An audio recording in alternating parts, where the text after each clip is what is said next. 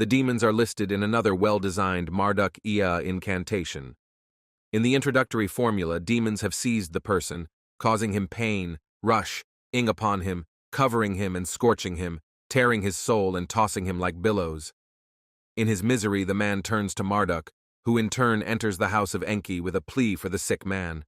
The spell, inim-inim-ma, against the Udug, is also called an enenu-ru incantation at the top of the piece. Lord of the drum Enki to his son to Asarluhi answered, "Son, what is it you don't know? What can I add to it?" Asarluhi, "What is it you don't know? What can I add to it? Whatever it is that I know you know as well." "Go, my son, Asarluhi. Take water from the great Anzam bowl, pour it out. The tamarisk and the mashtakal plant toss into its heart.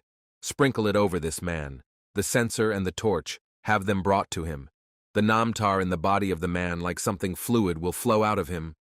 The kettle drum of the hero of heaven, whose terrifying roar sweeps away everything evil where its voice is cast. Trust it. Let it defend you. The kettle drum of the hero of heaven, with its terrifying sheen, let it boost you up.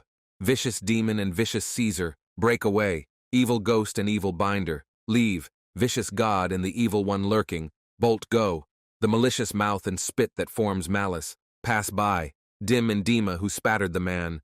Heartache and sorrow, sickness, migraine that cover the man, scatter. All the great gods have cursed you, steal away. It is a spell against the Udug. The power of the lines comes from the insistent use of the imperative and the imagery of surges and penetration. Ea advises his son Asarluhi, Marduk, to use water, incense and fire, and the beating of the kettle drum to break the power of the demons, as well as plants that, like the water, have been placed in the heart of the great metal Anzam vessel. Note that a Kassite period text identifies the medicinal plant inim-inim-ma as a symbol of Enki. The namtar, a word that sometimes means fate, but is here a disease/demon, that has penetrated and taken hold in the body of the victim, will flow out of the person like something fluid, then to be dispersed, swept away by the voice of the drum. The drum of the hero of heaven is praised for its terrifying sheen, its numinous power. Enki's powerful words do not annihilate the demons, but remove them in a suitable way. And the demons can hardly be distinguished from the diseases they personify. The diseases appear to be mainly general categories of illness and conditions that are likely to be psychosomatic. The demons are evident in physical symptoms, but they also signify emotional conditions. J.V. Kinnear Wilson considers the collection of ritual texts known as Surpu, whose purpose is the healing of sick persons, as an early treatment of neurotic and psychopathic states. 3 of the incantations are Marduk Ea texts. One is particularly important because it is keyed to the actual performance of the ritual. In the introductory formula, an evil curse like a gal/4 demon has attacked a person. An unwholesome dumbness and daze befall the man. His god has left him.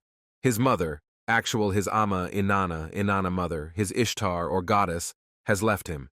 His condition covers the man like a cloak and overwhelms him. Enki replied to his son Asarluhi, "Son, what you don't know, what could I add to it?" Asarluhi, "What you don't know, what could I add to it? Whatever I know, you know as well." "Go, my son Asarluhi. Take him to the pure house of bathing. The oath, undo it. The oath, release it. So the vexing evil of his body, if it is the curse of his father, if it is the curse of his mother, if it is the curse of his older brother, or the curse of a bloodshed unknown to him, by voicing the spell of Enki, the oath like the onion it is peeled off. Like the date it is stripped off, like matting it is unraveled. Oath, by heaven cursed, by earth cursed. The incantation begins with an evil curse like a demon, and ends with the adjuring of the oath, is built up in stately fashion.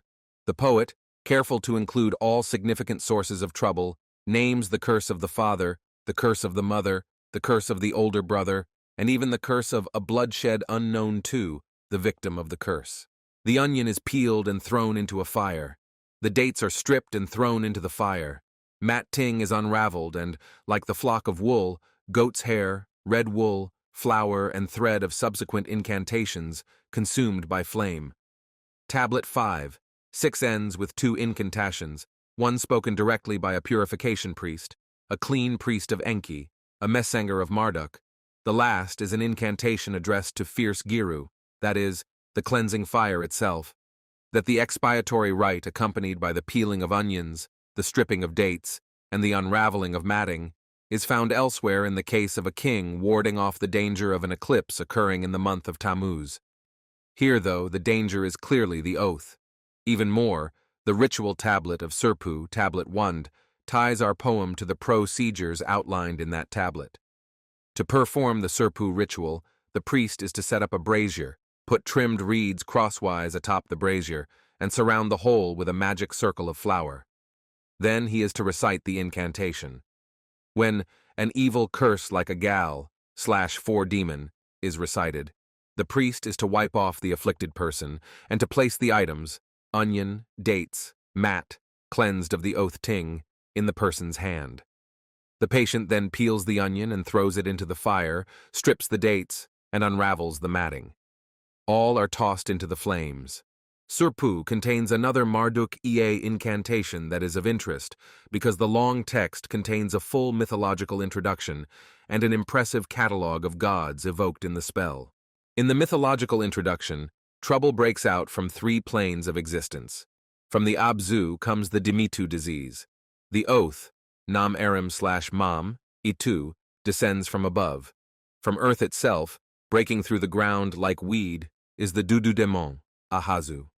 They spread toward the 4 corners of the world, scorching everything like fire. Suffering is widespread, extending indeed through the world.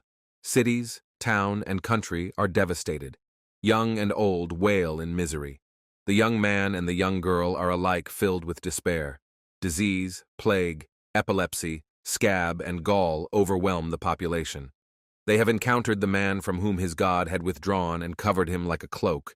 They have pounced straight upon him and filled him with venom. Fluids afflict him: cough, phlegm, spittle, slaver, and invocation, and oath. Dumbness and daze settle upon him. He roams around day and night, wailing bitterly. It is this grim and terrible condition that catches the sight and compassion of Marduk, who is unable to help the man. Enki replied to his son Asarluhi, "Son, what you don't know, what could I add to it? Asarluhi, what you don't know, what could I add to it?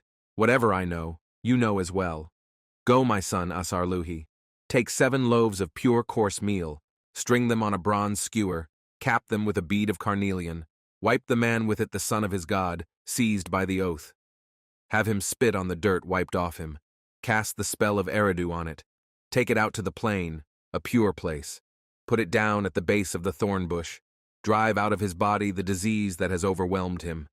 Give over his oath to the woman of the plain and the field.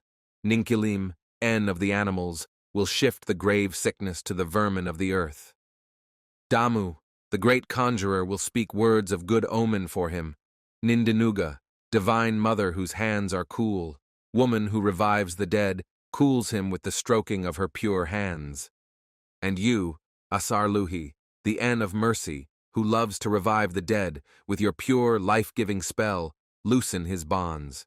This man, the son of his god, is pure, clean, shining. Wash him clean like a stone bow. Scour him clean like a butter jar. Give him over to Utu, leader of the gods, and Utu, leader of the gods, will turn him over in turn into the timely hands of the gods.